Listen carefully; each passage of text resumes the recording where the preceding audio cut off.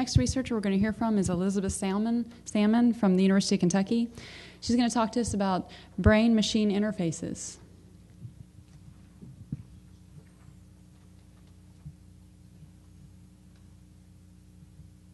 And you just have a single slide, is that right? Okay.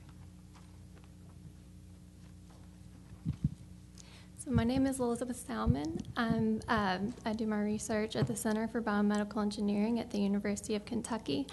And my project is the development of an EEG brain-machine interface to help with spinal cord injury. So the goal of our project is to help improve hand grasp function in spinal cord injured subjects by using their intent to move to trigger sensory feedback.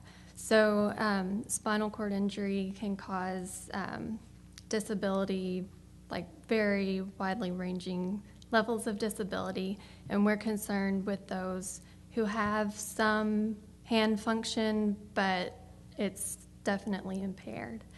So one model of spinal cord injury rehabilitation involves 2 hours of peripheral nerve stimulation, or PNS, followed by intensive physiotherapy. PNS is a low-intensity electrical stimulation. It's painless. The theory behind that is that because it is a low intensity, the signal travels up the nerve to the brain and it excites the sensory cortex of the brain.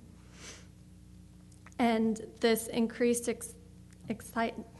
excitability increases the effectiveness of the physiotherapy, which is performed after the stimulation.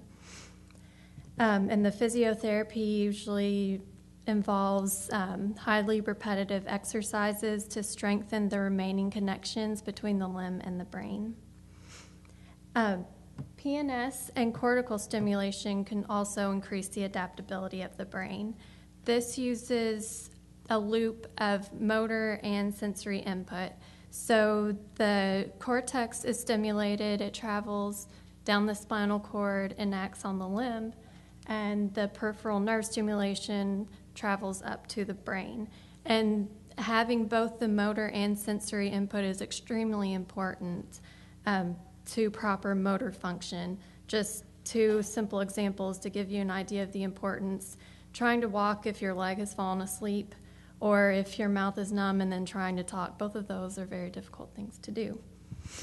So we decided that we want to combine the peripheral nerve stimulation and the motor intent, which would be the cortical stimulation, as a type of therapy before an individual would perform their rehab exercises.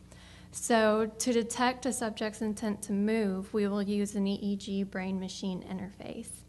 So there are changes that are detectable on EEG over the motor cortex when an individual is planning or attempting a movement. And this figure down here shows we presented the subject with a cue at time 0, and then there is a decrease in the signal after a small delay, which lasts for about 1 second. So in our experimental setup, we record EEG, EMG, and hand grasp. And we present the subject with a cue, which is an indication for them to attempt movement.